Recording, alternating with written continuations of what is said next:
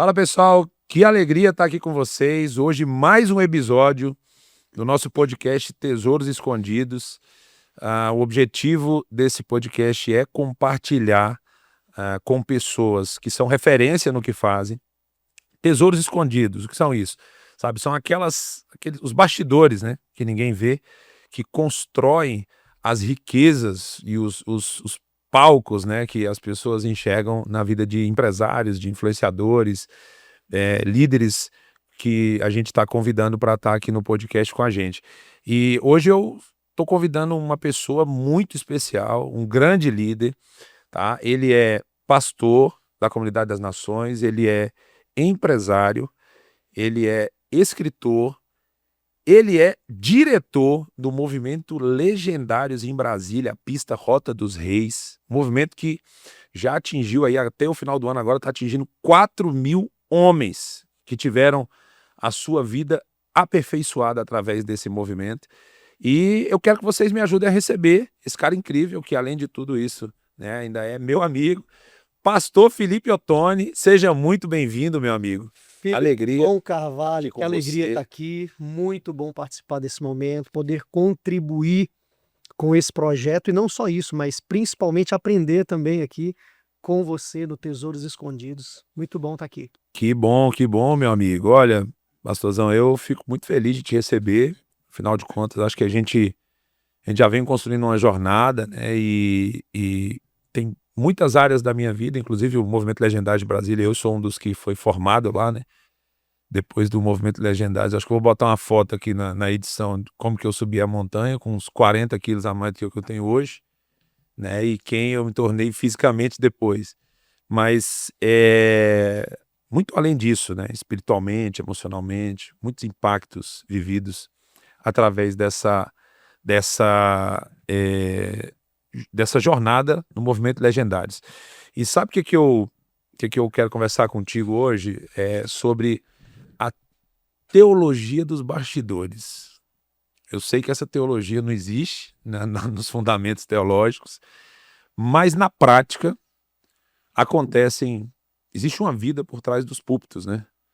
E acho que você é um cara que hoje tem uma relevância no meio dos homens, no meio da igreja em si, de Brasília até nível nacional. Mas o que que acontece ali? Como é que é a vida do Felipe Ottoni depois que ele sai dos púlpitos, nos bastidores ali? Olha, é interessante essa pergunta. Na verdade, o ministério pastoral, eu costumo dizer que o mais fácil é subir num púlpito e pregar. Porque preparar uma mensagem hoje, principalmente hoje com a tecnologia também e muitas fontes de pesquisas, não é tão difícil. Mas eu me lembro uma vez, eu ainda não era pastor, eu estava na esteira, eu estava sendo preparado para o ministério pastoral, e eu me lembro que eu estava no escritório da igreja, estudando, lendo alguns comentários, e de repente me veio um insight de uma mensagem, e nessa hora o bispo J.B. Carvalho, que é o meu bispo, que é o meu pastor e mentor, entrou na sala e eu compartilhei esse insight. Eu falei, olha que insight, vai dar uma big de uma mensagem. E ele me deu um conselho, me deu uma direção que marcou minha vida a partir dali. Eu estou falando de talvez 16, 17 anos atrás. Eu tenho 15 anos de ministério pastoral. E ele disse, Felipe, aplique primeiro essa percepção da Bíblia que você teve na sua vida e depois você vai ter autoridade e propriedade para ministrar às outras pessoas. Uau! O que eu entendi ali? Eu entendi que quando você não procura viver aquilo que você ensina, a sua mensagem nada mais é do que uma palestra. E uma palestra, às vezes, atinge a esfera da consciência, a esfera emocional, mas a Bíblia fala que a palavra de Deus é como uma espada de dois gumes, que ela penetra até o âmago, né? Ela vai fundo, ela separa a alma do espírito, juntas e medulas. Então a palavra, de fato e de verdade, é que vai penetrar e gerar a transformação necessária. Então, para mim, esse conselho e essa direção foi uma das coisas que mais marcou assim o meu ministério pastoral hoje.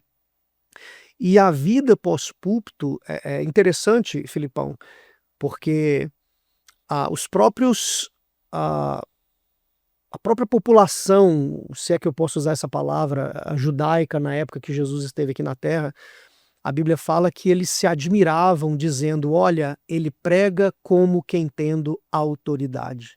Por quê? Porque Jesus vivia o que pregava e pregava o que vivia. A vida dele era uma mensagem.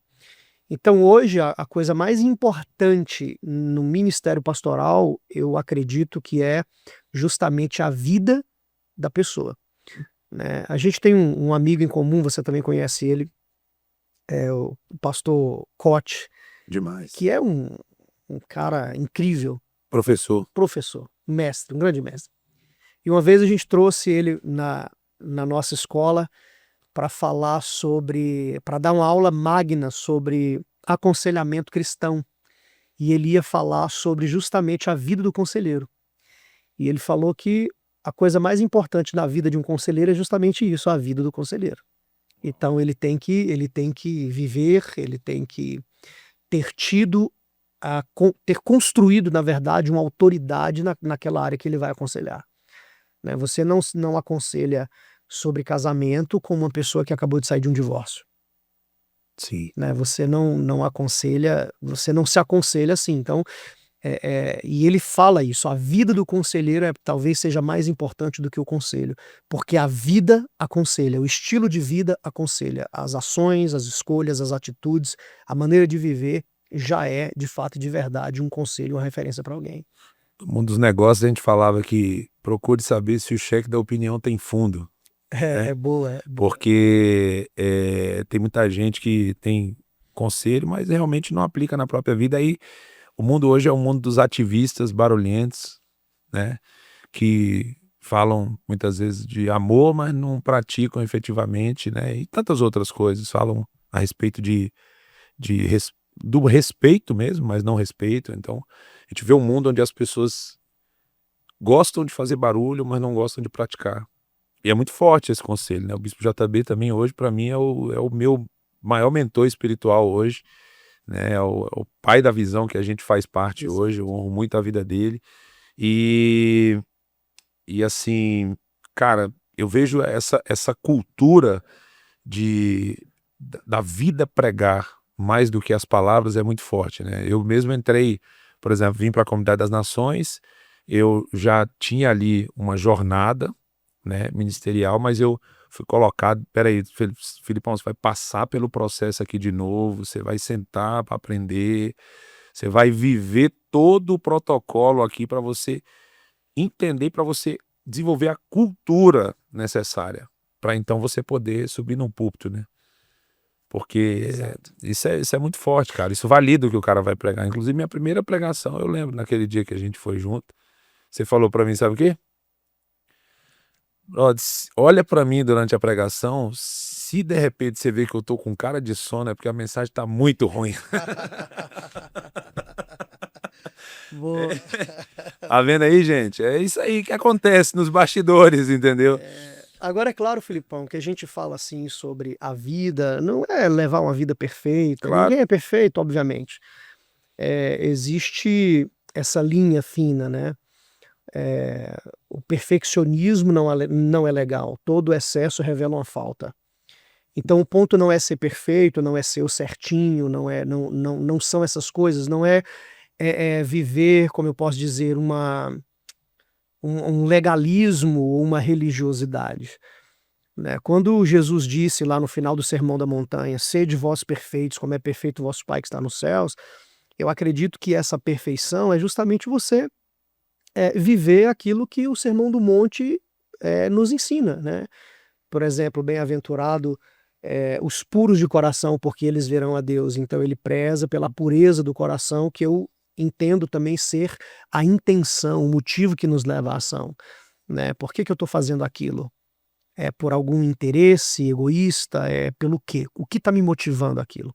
Ou é simplesmente ajudar alguém, né? Agora, em contrapartida, eu me lembrei aqui de um fato, que nós também precisamos ser agentes de cura. Eu me lembro que eu não posso abrir muito aqui, falar muito, mas eu acho que eu posso mencionar um testemunho.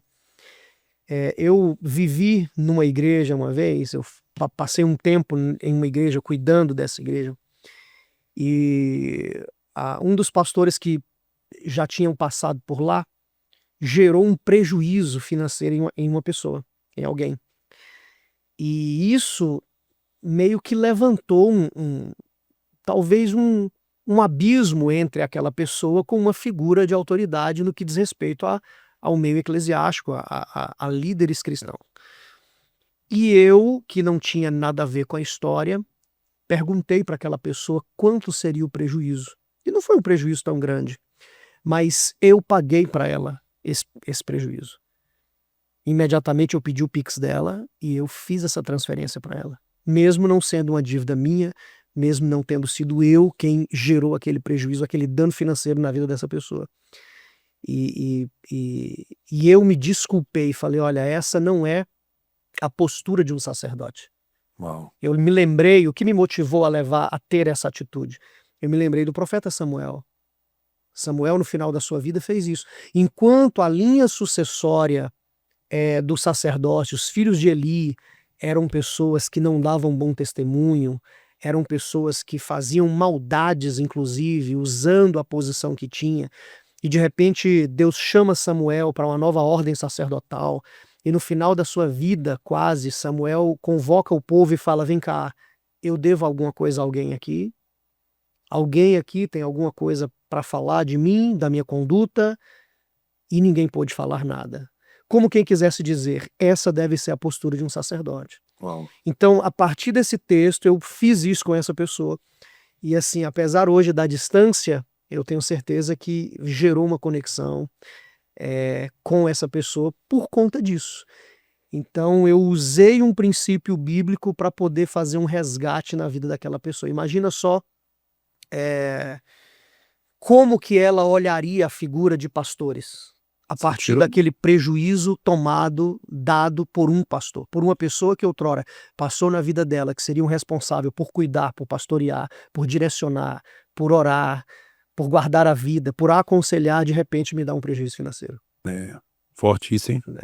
Na verdade, você tirou um ninho de serpente, né? Exatamente. De dentro da cabeça dela. Exatamente. Porque, na verdade, é isso que você falou. O fato do cara ser um líder em qualquer área não torna ele perfeito. Então tá suscetível aos erros. O que é o grande lance, né? É que existe sempre essa guerra secreta, né? Todo ser humano enfrenta a sua batalha interior. Exatamente. É o que a gente fala muito da montanha. Cada homem tem sua montanha para escalar. E às vezes a batalha de um é em uma área, de outro, né? Cada um tem.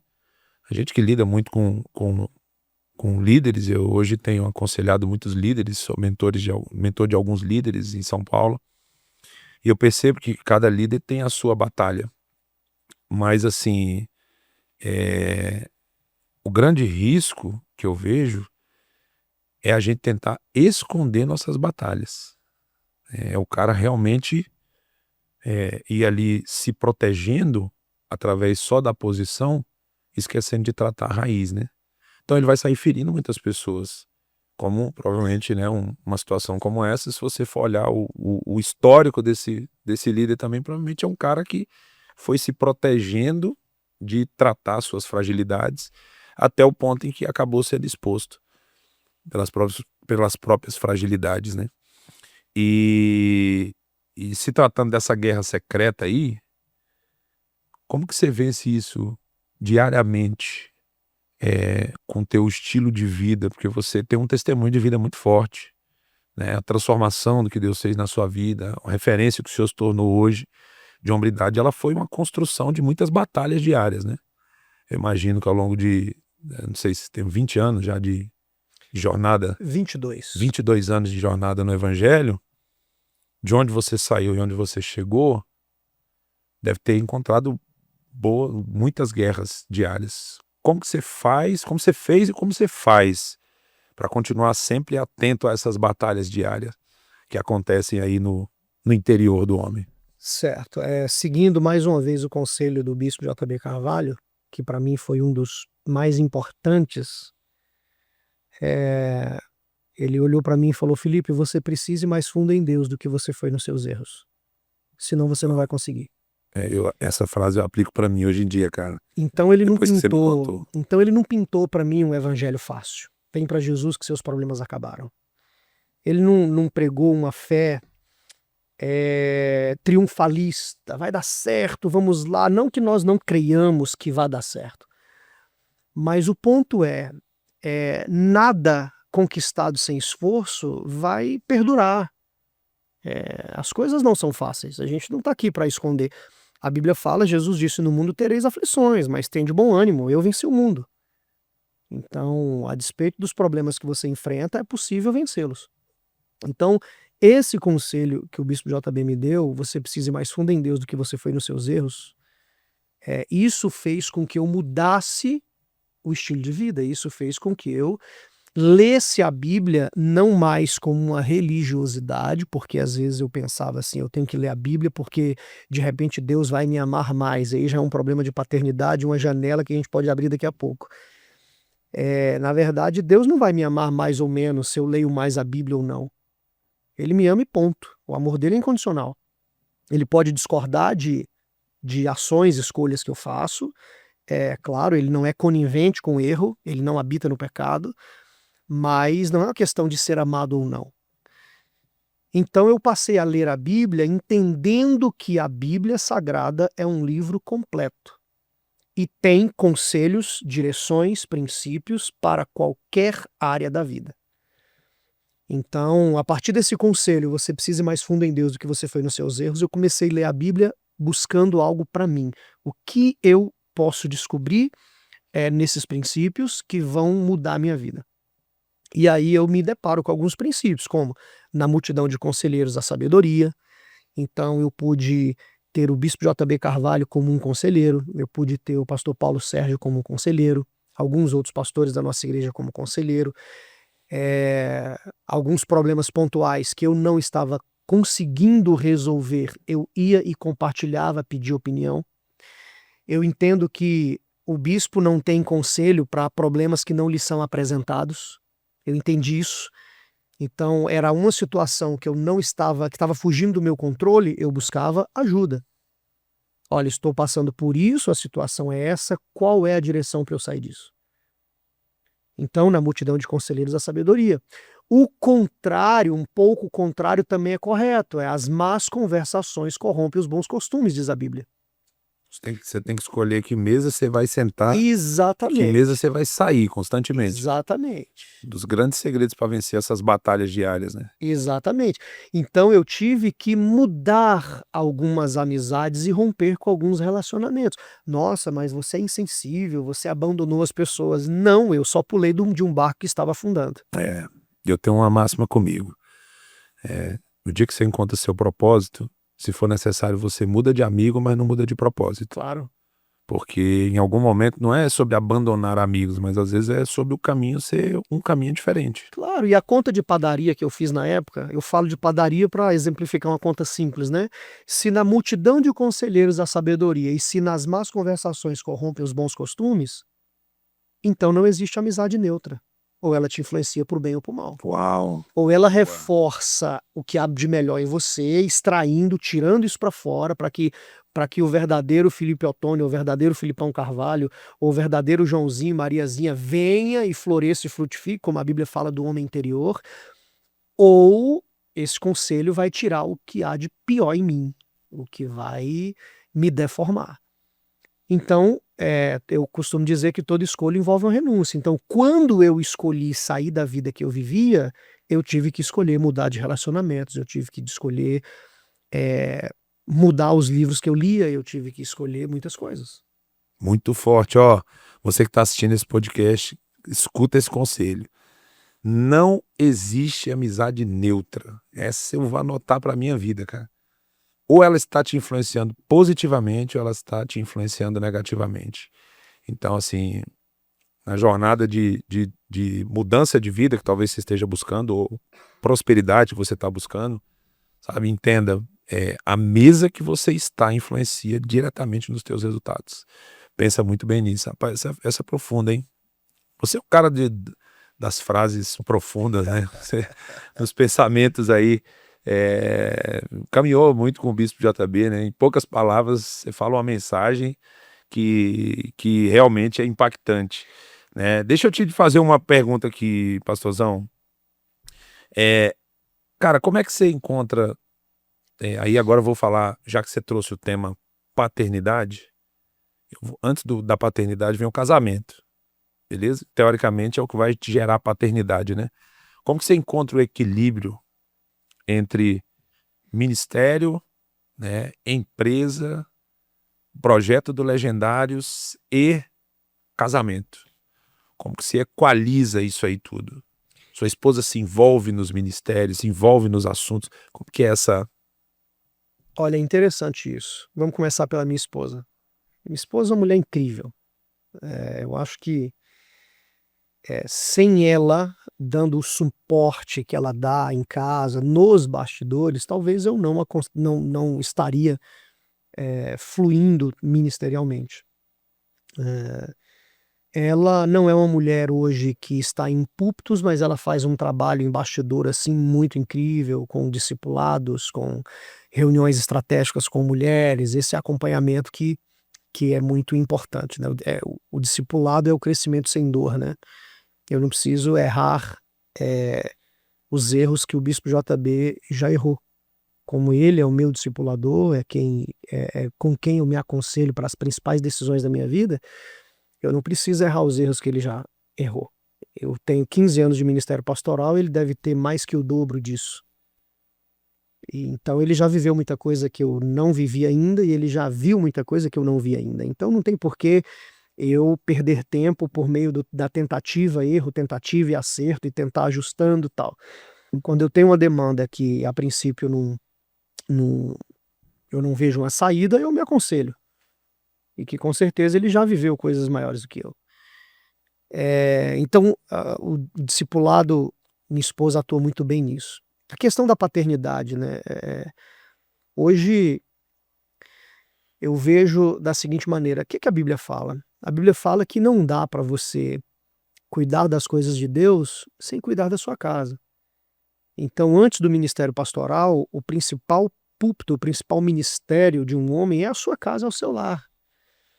Então, não adianta eu falar de paternidade no púlpito, falar que você precisa orar por seus filhos, se eu não oro pelos meus.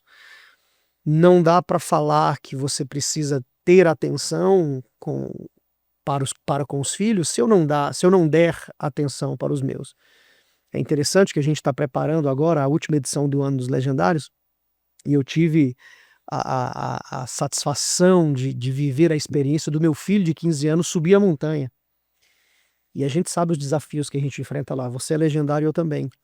E eu procurei colocá-lo numa família longe de mim justamente para que eu não atrapalhasse o processo dele. E ontem a gente foi para a fazenda, onde acontece o evento, juntos para fazer os preparativos, porque semana que vem, né, já é o top. E foi muito incrível o tempo que tivemos juntos. Lá, ajeitando as coisas, preparando as coisas, indo nos lugares, nos locais das prédicas, às vezes passando uma roçadeira para baixar o mato. Você sabe bem como funciona. Sim. Então essa experiência com ele de masculinidade, de homem, de estar ali, é bem interessante. Então isso é um tempo de qualidade. Ele, inclusive, na volta, ele olhou para mim, assim, eu dirigindo, ele falou: pai, será que um dia, assim, quando a gente não tiver longe das coisas, será que você deixa eu dirigir um pouco? Isso ele tem 15 anos, né? Então você vê que ele já... Tá contracultural ele, hein? Exato, Porque a turminha aí de 14, 15, 16 não quer dirigir não, cara.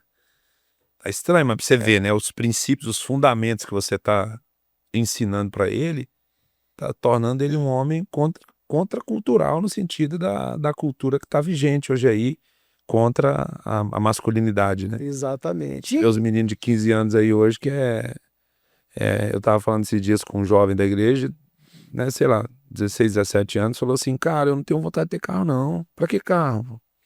Cara, lembro na minha época com 15 anos, meu sonho era lavar um carro pra dar uma volta no carro. Se eu lavar o carro, dar uma volta no carro, quando terminava, meu tio pegar na mão e falar: dá uma volta no carro agora aí. E E Filipão, é importante essa questão de bastidor, de casamento, por exemplo. Se a família não tá bem, cara, acho que as outras áreas da vida tende também a não tá bem. É, Então há uma importância nisso. Eu já cancelei a agenda minha para ficar em casa com a minha esposa, para ver um filme com ela. Eu já cancelei a agenda minha porque a minha filha acordou de manhã e falou assim: papai, brinca comigo hoje um pouquinho mais. E eu cancelei e fiquei em casa com ela brincando. De boneca, inclusive. Então, Gostou? assim, isso é importante. Isso é importante. Gostou de brincar de boneca lá com ela? Com a minha filha, incrível. Inclusive tomando chazinho, né? Eu sei como é que é. Eu tenho duas, né, cara? Então, já Exato. brinquei de. Então, assim, isso é importante. E mais uma vez, assim, eu destaco muito a pessoa do Bispo J.B. Carvalho na minha vida, porque ele é um cara que vira e mexe, ele me chama para conversar e fala como é que tá em casa, como é que tá a família. Engraçado, né? A gente tem eu tenho essa pergunta é uma das principais pra mim, cara. Todo mundo que eu encontro, a primeira pergunta que eu quero fazer, como é que tá a família? Porque, por exemplo, você falando você subiu a montanha com seu filho e eu subi uma montanha com o Emanuel. Você vai lembrar. Acho que era o top de um ano. Não, de um ano eu tava. Era o top, um antes do de um ano. E aí eu tava com tudo pronto pra vir, né? E, pô, eu hoje sirvo no Legendários em algo que eu amo fazer, né? Então, eu tava super entusiasmado pra vir. E aí o Emanuel foi pra UTI. Não sei se você lembra Lembro. disso. E aí a Ana Paula chega na UTI e a Ana Paula é muito fora da curva, cara. Porque assim, a gente morando em São Paulo, duas filhas em casa, sendo cuidada pela minha mãe. Ela na UTI com a Emanuela, ela olha pra mim e fala assim, ó, sua mochila tá pronta, porque eu tinha preparado, tá bom? Só pra deixar claro. Vai pro Legendários. Eu te envio pro Legendários. Você tá liberado. Eu vou cuidar do Emanuel aqui. Cara, saí de lá pensando comigo, cara, que mulher, hein, meu irmão? Porque assim, ela poderia ter falado assim, não vai, né? Quando eu entro no carro, eu começo a ouvir uma voz na minha cabeça. Adivinha a voz? Senhores, família não fica pra trás, senhores. Meu amigo. Aquela voz começou a falar, não deixa brecha, né? Quem não é Legendários um dia vai entender, quem é já sabe o que eu tô falando. Eu lembro que eu te liguei, lembra? Lembro. Ali, cara, tá acontecendo uma coisa aqui, a Ana me enviou, mas eu não posso ir. E você me falou uma frase naquele dia. Você lembra qual foi? Não Não vai lembro. lembrar, né? Você falou pra mim assim, brother, você já subiu sua montanha. Você não precisa de um evento do Legendários pra fazer o que você vai fazer. Você vai fazer em todos que você for. Só que agora você tá subindo sua principal montanha, a montanha da sua família. Eu voltei pro hospital, não falei nada pra ela, assumi ali fiquei 6 dias praticamente eu na UTI com o Emanuel. Nesse período eu era o pai que mais beijava, eu era o pai que estava o tempo todo junto. Quando elas entravam no quarto, ela falava assim, esse aqui é o quarto do pai beijoqueiro. Esse é o quarto do pai beijoqueiro. E aí um dia a fisioterapeuta falou assim, por que o senhor beija tanto essa criança, pai? Aí eu falei pra ela, é porque eu aprendi com um amigo meu que aquilo que o amor não for capaz de curar, nada mais cura. Então eu tô dando amor pro meu filho, porque eu sei que ele vai sair daqui curado. E naqueles dias aconteceram duas coisas poderosas. Uma delas foi uma menininha que estava no quarto ao lado, que tinha que passar por uma traqueostomia. E ela ama cantar. E a mãe dela estava em desespero. E a mãe dela veio conversar comigo. Eu fiquei muito impactado porque tinham todas as crianças que estavam lá, os pais não iam, era só as mães. Era só as mães na UTI. Tudo bem que tem muitos que trabalham, então eu nem tô julgando o motivo. Mas as mães super sobrecarregadas ali, né?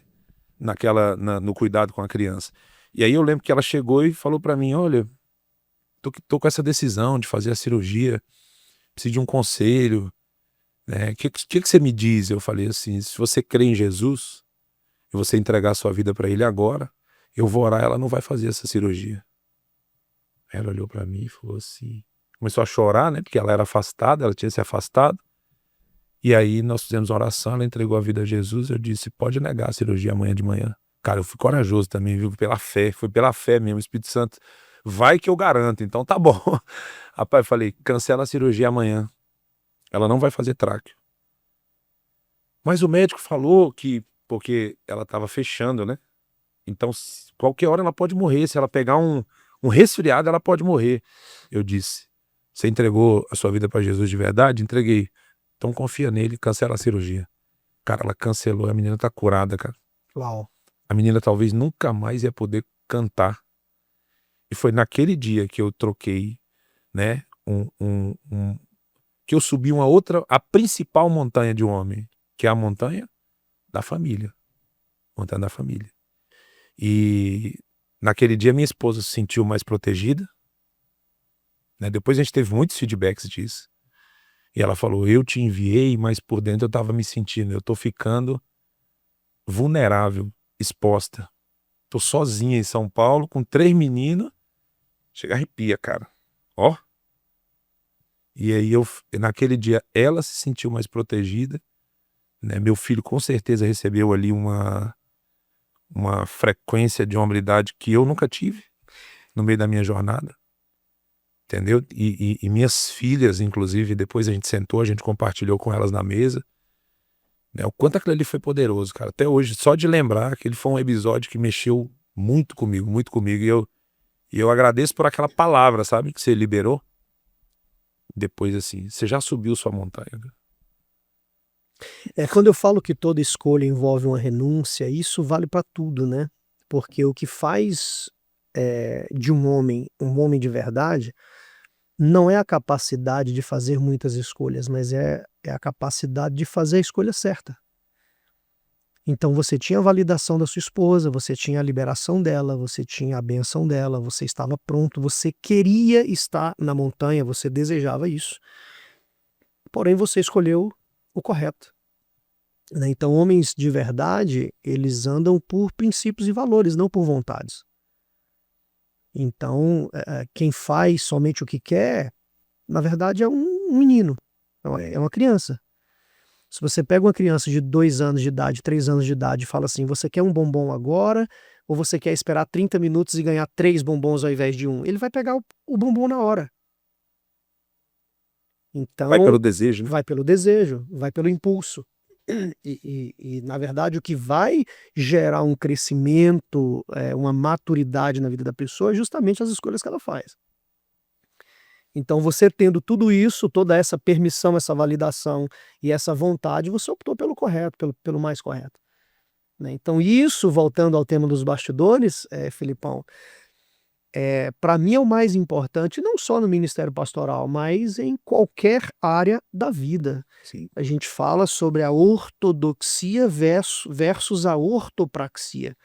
Ortodoxia é justamente as crenças corretas. O modelo de crença que você decidiu acreditar, desenvolver, criar. E a ortopraxia é você viver, o seu estilo de vida ser de acordo com aquilo que você acredita, ensina, declara, confessa ou professa. Então essa é a grande diferença. Por isso que Jesus pregava como quem tinha autoridade, segundo os próprios judeus da época.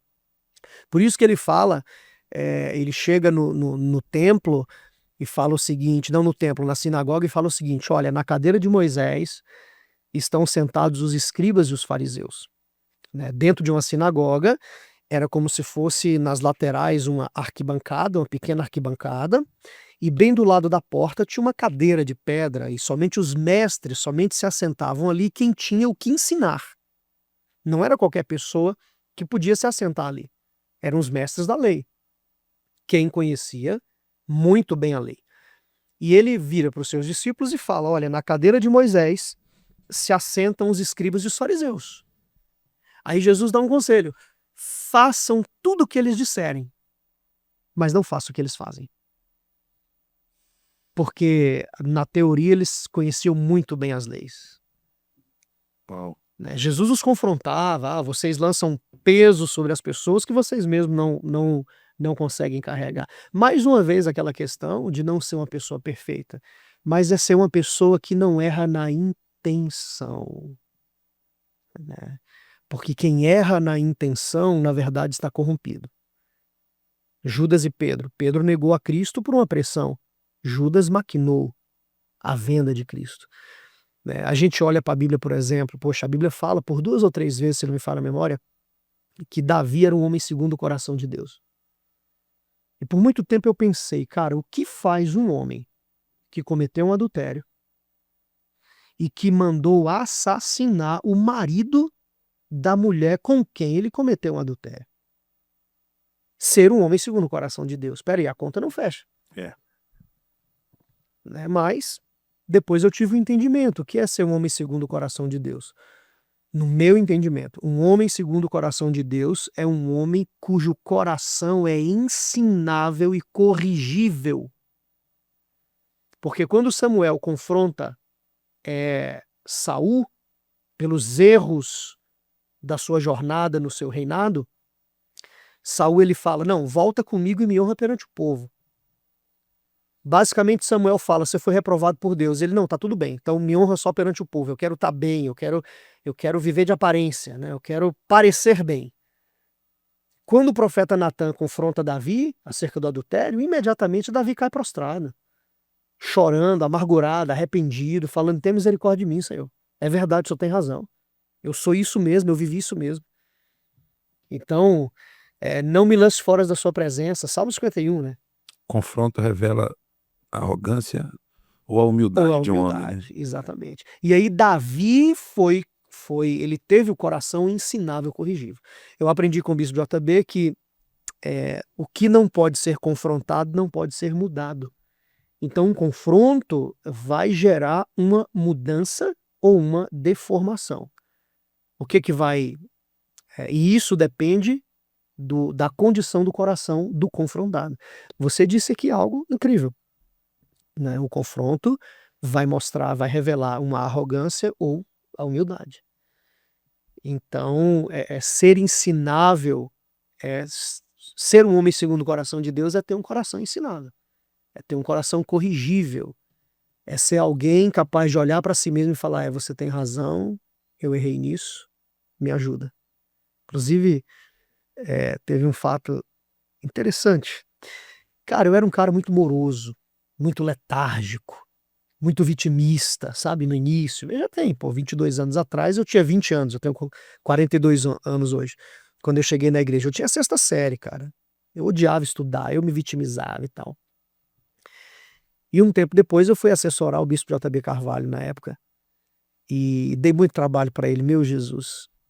A Bíblia fala que como fumaça para os olhos e como vinagre para os dentes é como preguiçoso para quem lhe delega algo. Então, delega alguma coisa para um preguiçoso, você vai sentir o que é. Boa.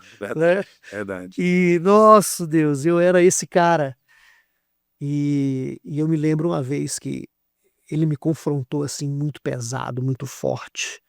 E eu precisava daquilo para poder virar essa chave. E em um determinado momento ele falou, cara, isso só pode ser espiritual. Nessa hora eu falei, olha, o Senhor é o meu pastor. Pessoa que ora por mim, que cobre a minha vida. Se o Senhor está dizendo que isso é espiritual e que eu não consegui ainda chegar no nível que o Senhor espera que eu chegue, só tem uma solução. Eu falei, eu preciso da sua ajuda. Eu não vou pular do barco. Eu não vou sair. Me mostra como.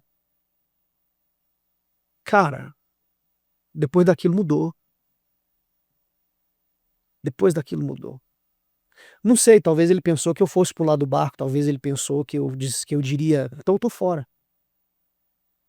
Mas, Filipão, eu sei de onde eu saí, cara. E eu sei o processo que eu estava vivendo.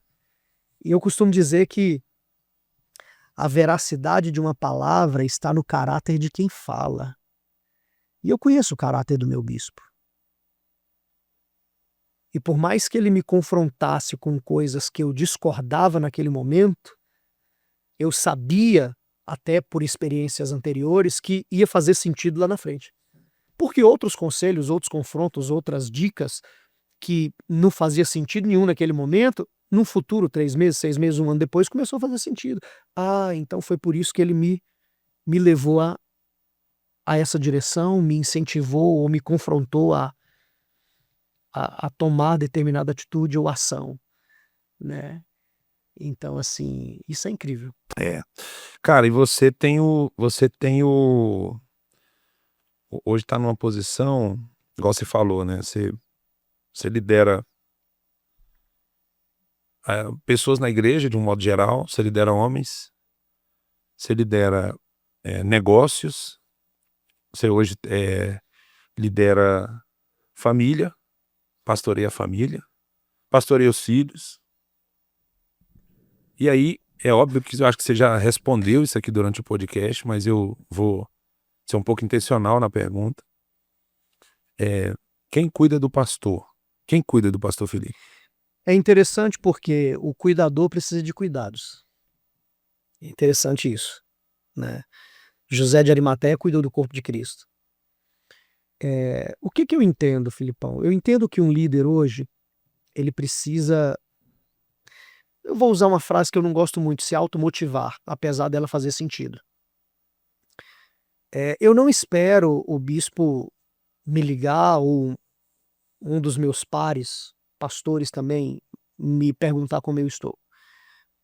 Eu sei muito bem onde eu estou e eu sei muito bem onde eu quero chegar. Então eu não tenho tempo mais para ficar lamentando: "Ah, será que ele vai me ligar? Será que" não, quando eu tenho uma situação, eu procuro.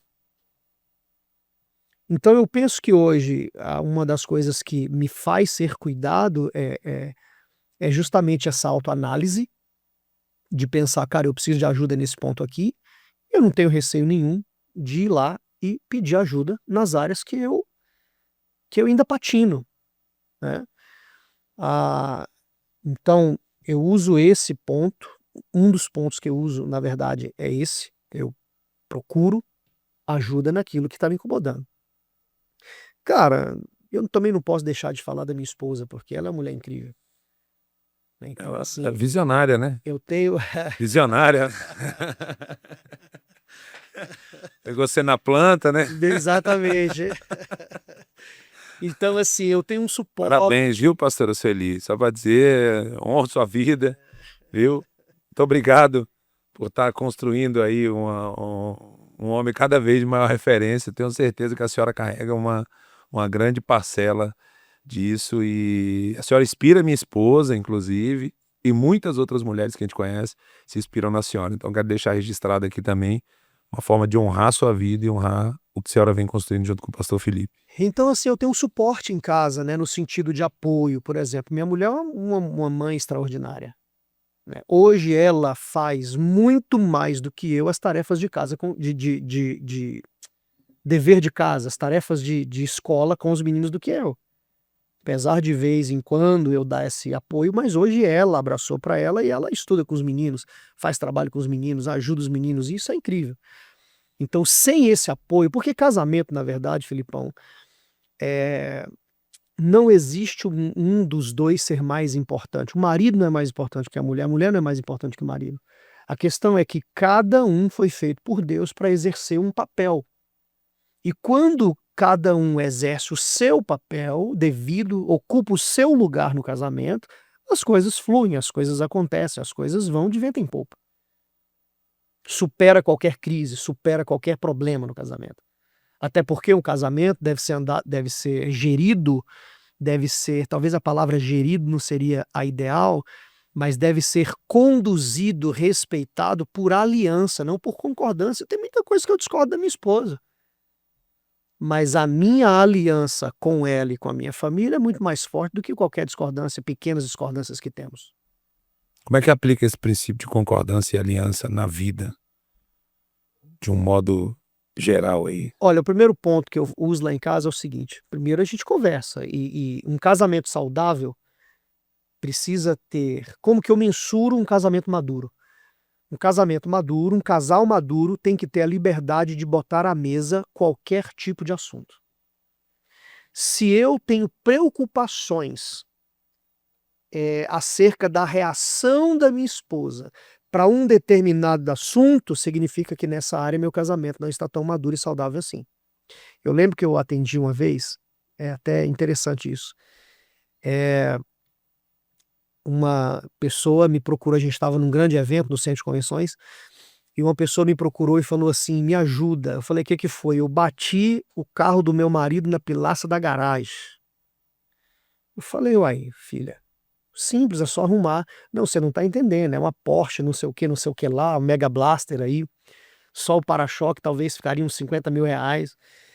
E ela estava preocupada, com medo. E aí, beleza, passou um tempo, isso o evento era o dia todo, passou talvez umas 2, 3 horas, tá lá eu, com o marido, batendo um papo de outros assuntos.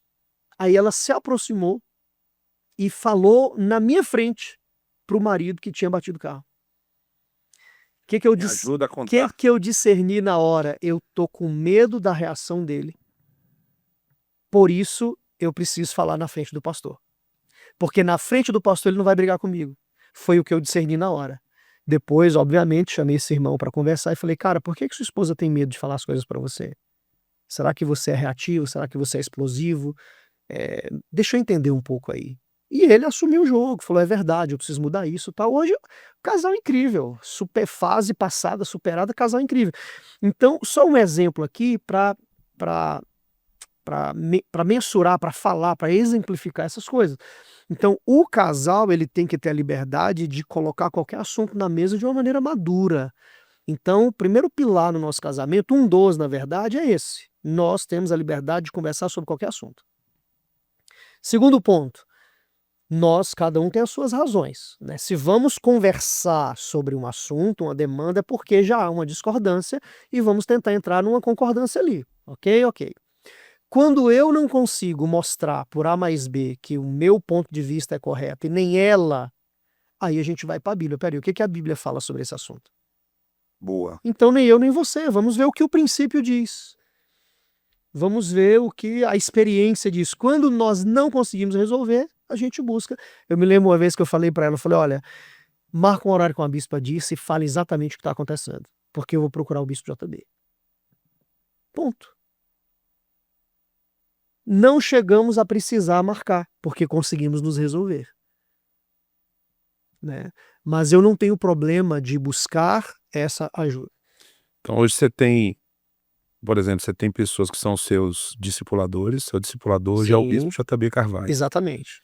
Então você tem mentores, pessoas que quando você Conselheiros, precisa entender uma jornada, essas pessoas já fizeram, você procura elas. isso, Conselheiros, você tem ali amigos, sim, pares, né. Cara, isso aí o Márcio Micheli fala de 10 tipos de pessoas que você tem que ter na mesa. Desde que eu aprendi isso, eu aplico em todo lugar. Hoje eu tenho, minha mesa da minha casa tem 10 lugares, e às vezes eu sento e fico ali, quem são as pessoas dessa mesa, né? Aí eu tenho o herói, que é Jesus, né, que ele fala, né, todo mundo tem que ter Jesus na mesa, isso é inegociável.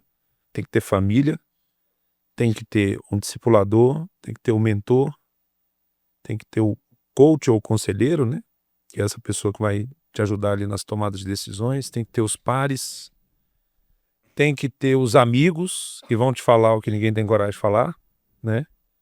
Por exemplo, não é todo amigo que tem coragem de falar assim: "Pô, cara, você tá gordo, que barriga é essa?".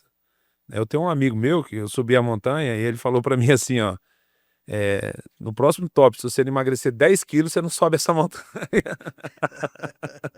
Tá lembrado, né? tô lembrado Tá desse lembrado, dia. né?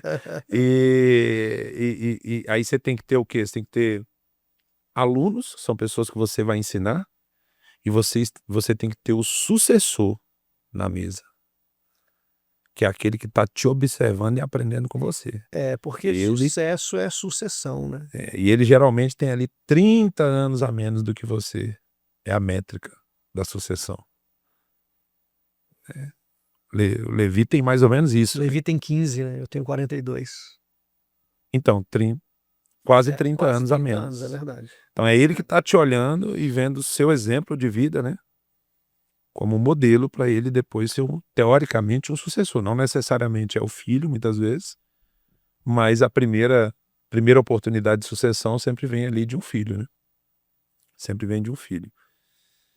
Cara, pastorzão, eu ficaria te ouvindo aqui muito tempo, meu amigo. Muito tempo, porque tem muito assunto bom pra gente conversar. Nós vamos ter que fazer outro podcast em outro momento, né? Porque realmente você é um cara com muitos tesouros escondidos.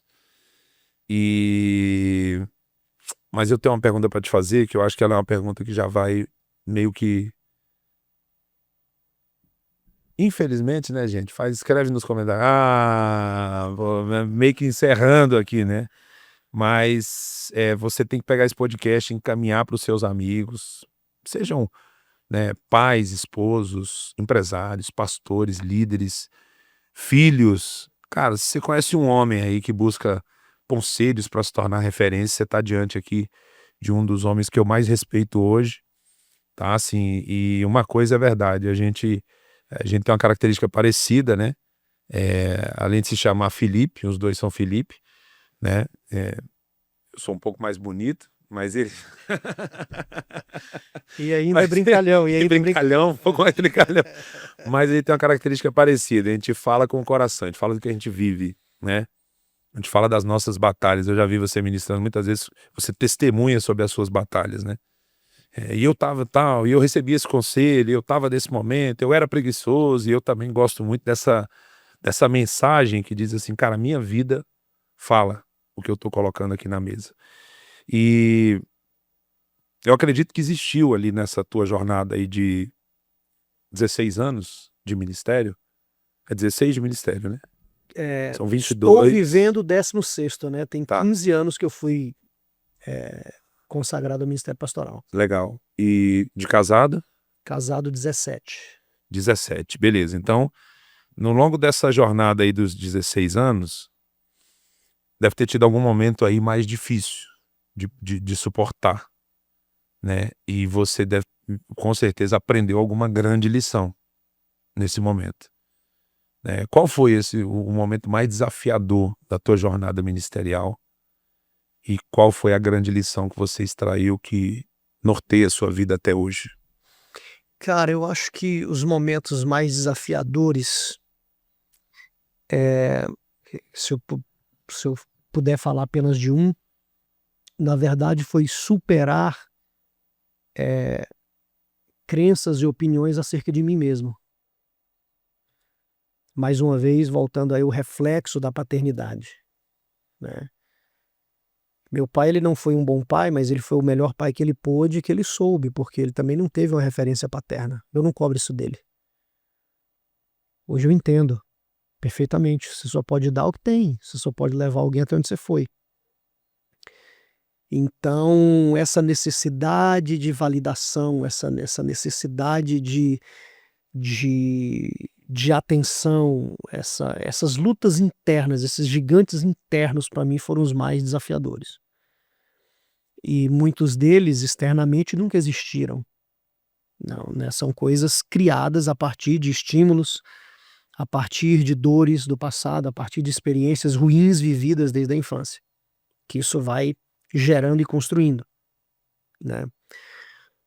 Um pai, por exemplo, que vive prometendo as coisas para os filhos e nunca cumprem as coisas que prometem, vai gerar nesse filho um relacionamento fraco com Deus. Deus não é capaz de cumprir as promessas que ele faz. Um pai que não protege a criança, Deus não pode me proteger. Porque a figura de um pai numa família é justamente retratar a figura de Deus. E eu preocupava muito com a opinião dos outros. Eu era um cara perfeccionista. O perfeccionista, normalmente, ele tem um problema de carência, porque a conta no subconsciente é: se eu não sou aceito por quem eu serei aceito por aquilo que eu faço. Só que para que eu seja aceito por aquilo que eu faço, eu tenho que fazer bem feito. Não é ser o melhor, é ser perfeito. E isso é um personagem, porque ninguém nunca vai conseguir ser perfeito. A Bíblia fala que somente em Jesus não se achou pecado e nem na sua boca houve engano. Então, quando você tenta ser o que você nunca vai conseguir ser, isso traz um peso, isso traz uma frustração, isso faz com que você viva um personagem. Ninguém vai conseguir ser um ator a vida toda. E mais uma vez entra o poder do conselho. o poder de alguém que ama a sua vida, mesmo sabendo dos seus defeitos e suas fraquezas, e acredita que você pode sair, superar e mudar. Foi quando, mais uma vez, o bispo JB falou para mim o seguinte: Felipe, um maestro, para reger uma orquestra, ele sempre está de costas para a multidão. Ele não está nem aí na reação da multidão. Ele precisa reger a orquestra. Ele precisa fazer. Então, não se preocupe com a opinião dos outros, porque a opinião dos outros acerca de você nada mais é do que a opinião dos outros. Ponto. E mais uma vez ele tira um piano das minhas costas. Uau. Então eu acho que superar esses gigantes interiores, porque, Filipão, eu já tive problemas no meu casamento? Já, mas nunca que ameaçasse o meu casamento. Então eu vivo um casamento feliz. Temos nossas discordâncias, temos nossos pontos, mas nunca tivemos o nosso casamento sob ameaça de dissolver, de acabar. Não, nunca. Nunca tive um problema ministerial que me fizesse pensar a deixar o ministério, tipo, vou sair de onde eu estou. Nunca tive um problema, uma situação de pensar em voltar para a vida que eu vivia, porque eu acredito nos fundamentos, eu procurei, depois que eu virei essa chave, a construir sobre fundamentos. E quando você constrói sobre fundamentos, você vê resultado. Quando você vê resultado, na verdade, quando você constrói sobre fundamento, você vê resultado, e resultado duradouro. Porque alguém sem fundamento pode dar um resultado, mas é passageiro. Não vai ter continuidade. Então, na minha experiência, foi mais vencer a opinião dos outros, vencer esse perfeccionismo, vencer a rejeição, a inferioridade, o que os outros vão achar. E se não ficar legal, o que vão pensar de mim? Até que eu A frase do aprendi. nosso bispo forte é aquela: não viva pelos aplausos das pessoas e você não vai morrer pelas críticas. Exatamente. Né? Se Essa você foi uma não chave. depende, se você não depende dos aplausos dos outros, não são as críticas delas que irão te matar. E olha, eu vou te falar, viu, pastorzão, falando de paternidade, isso é uma coisa que é um grande gap, né, que fica quando você não tem essa figura paterna. Eu também, né, tive uma experiência paterna que eu acho que foi a melhor que ele podia entregar, e Deus me fez virar essa chave, dentro de todo esse movimento de cura. Deus me fez entender que eu não deveria mais ficar apontando os erros dele do passado, né, do meu pai, mas que eu deveria honrar as coisas boas que ele me permitiu viver, né? A principal delas, eu tô aqui, né, cara? Hoje a gente impacta centenas de vidas, milhares de vidas, né?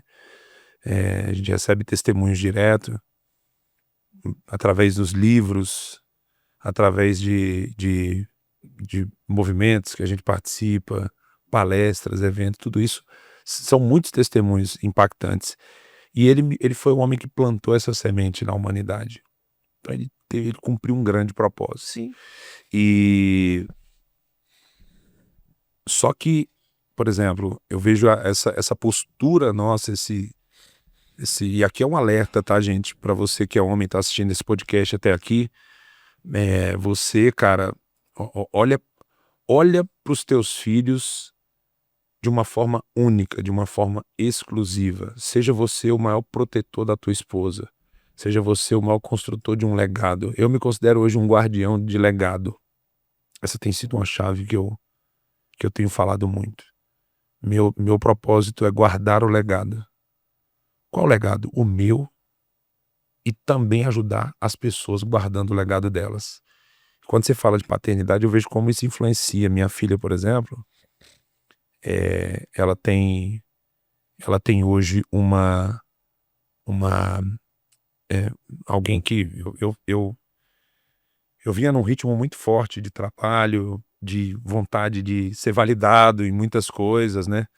E chegou um momento que Deus me levou para um ambiente que hoje eu celebro, cara. Todos os dias eu levo minhas filhas na escola. Todos os dias eu faço um devocional com elas 7 horas da manhã, de 7 às 7h10.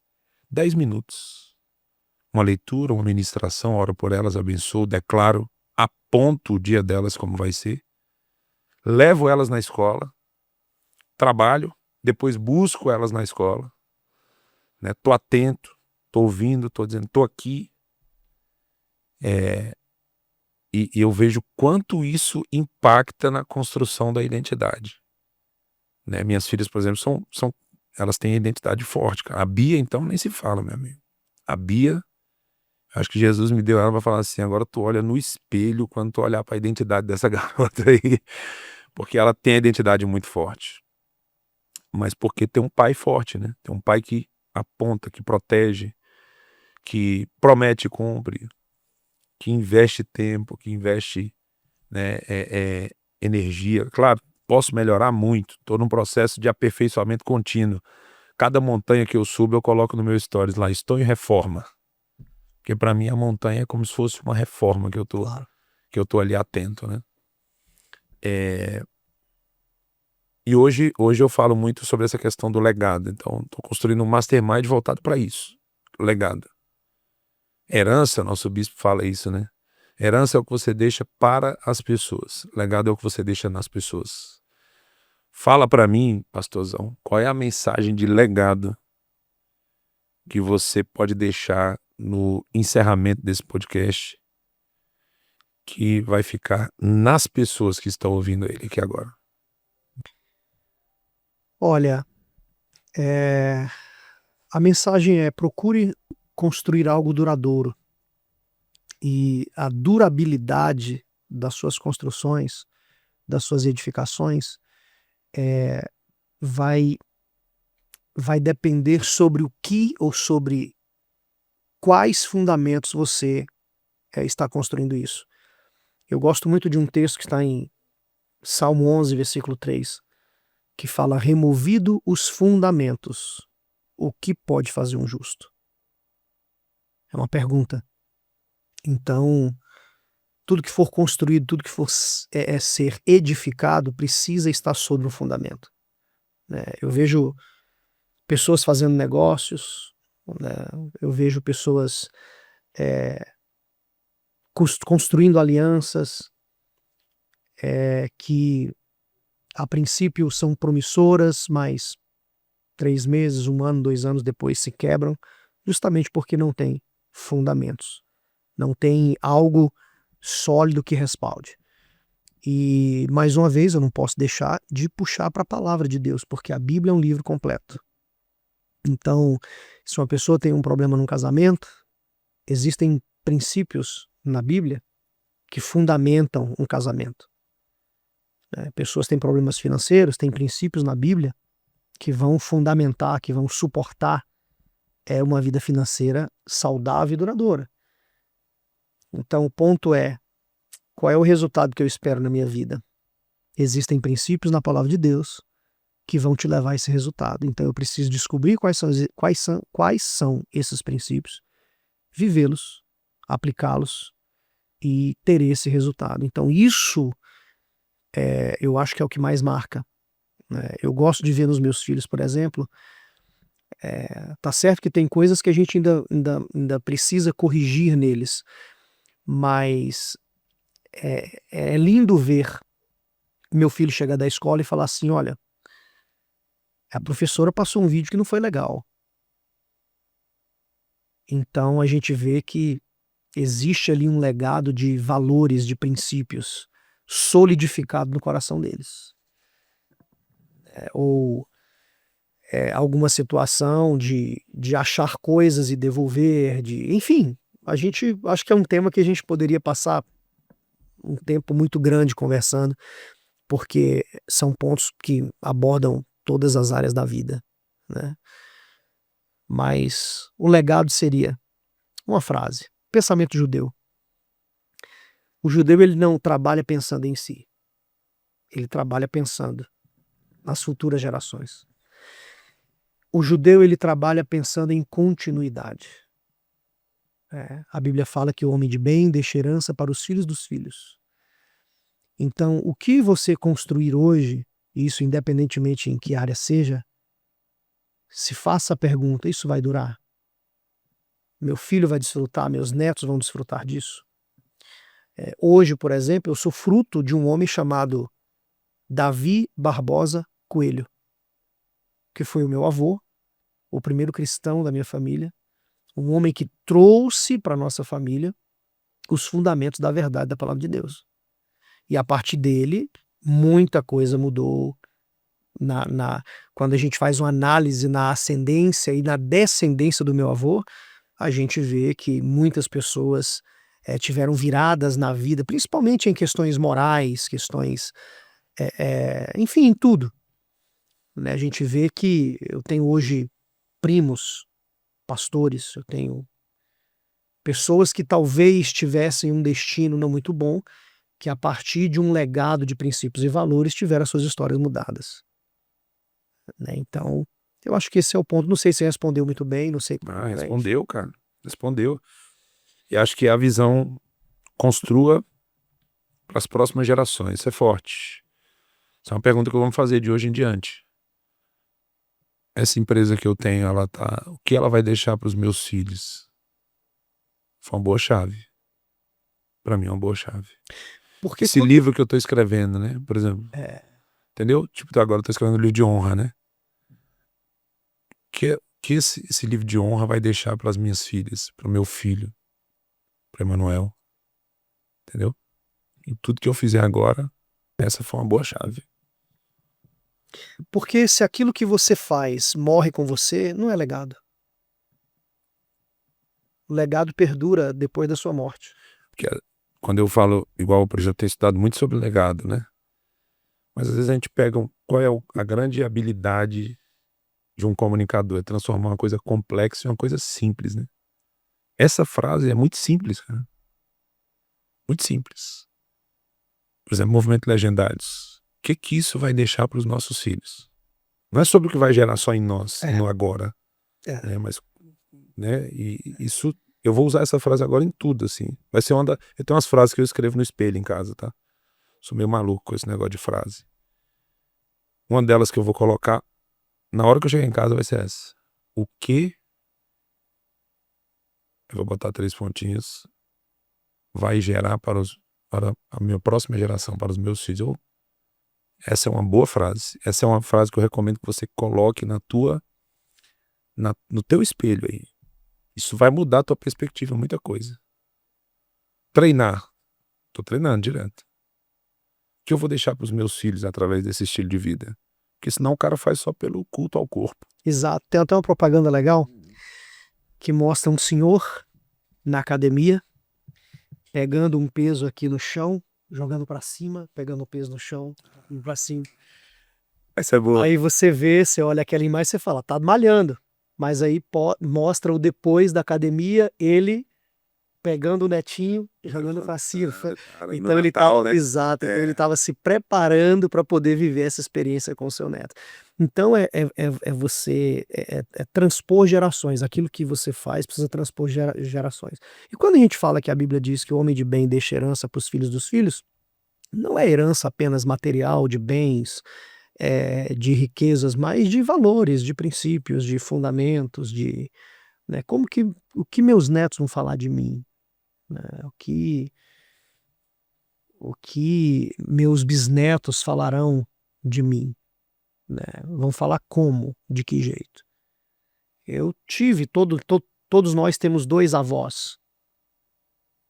Eu tenho coisas para falar de um que eu conheci, que eu convivi, e tenho coisas para falar de outro que faleceu antes de eu nascer. Então, como que vai ser isso? Né, o pai do meu pai não foi um bom pai. O pai da minha mãe foi quem trouxe o evangelho para a família. Mas tem mais história parecida do que eu imaginava, cara. Que mesa boa, hein? Muito bom. Ô, pastorzão, cara, eu ficaria aqui mais 1 hora te ouvindo, mas não vai faltar oportunidade, tá? 2026 a gente vai ter a oportunidade de fazer outro super podcast, quem sabe com as esposas. Olha aí. Entendeu? Porque são mulheres que carregam esse mesmo princípio elas não estão muitas vezes no púlpito, mas o que elas fazem, né, nos bastidores sustenta o que a gente fala em cima do púlpito muitas vezes, né? E, cara, eu tô muito feliz, te agradeço por você ter vindo aqui. Você que assistiu esse podcast, cara, encaminha para todos os seus amigos. Você que é legendário, não tem nem desculpa, irmão. Entendeu? A rua encaminha agora. Vamos, senhores, rápido é rápido, entendeu? É isso aí. E pastorzão, obrigado, amigo. Deixa aí eu vou colocar suas redes sociais aqui. Você tem livro? Como que é? Se as pessoas quiserem te encontrar para buscar os teus livros, para buscar teus conteúdos, onde que elas te procuram hoje? Então, eu tenho 2 livros escritos, esses 2 já esgotados, um de Fé em Fé, o outro 365 Dias de Esperança. Eu estou trabalhando no terceiro, cujo nome é Coragem, a força que se move entre a promessa e a conquista. Uau. Esse livro já está quase que no forno, já está nos finalmente. Eu acredito que em janeiro de 2026 ele será lançado. Nas minhas redes sociais, @Felipe Ottoni, né, é por onde eu divulgo tudo isso. Legal, muito bom. Obrigado, meu amigo. Deus abençoe. Grande alegria estar aqui. E obrigado você que esteve com a gente até agora. Nos vemos em breve para mais um podcast do Tesouros Escondidos. Valeu, meus amigos.